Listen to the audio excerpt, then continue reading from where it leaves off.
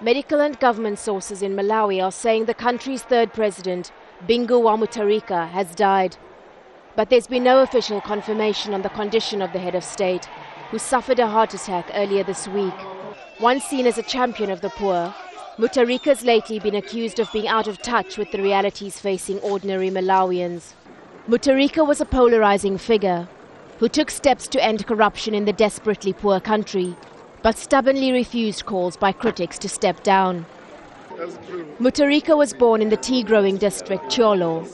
Born Rice and Webster Tom, the schoolmaster's son adopted the more African name of Bingu Mutharika during the 1960s when Pan-Africanism was sweeping across the continent.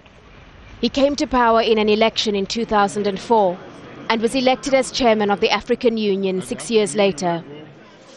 One of the first things he did was introduce an expensive but popular fertilizer program, which ended the famine in his country. A former World Bank economist, he strongly supported economic and political union for the continent. And a united Africa, I think, is now able to have a voice in the international arena. I think that our voice is now more heard than perhaps 10, 15 years ago.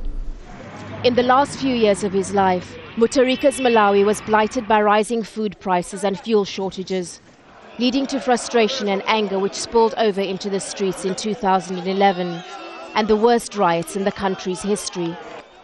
According to Malawi's constitution, presidential powers transferred to the country's vice president, who's currently the activist-turned-politician Joyce Banda. Khadija Magardie, Al Jazeera.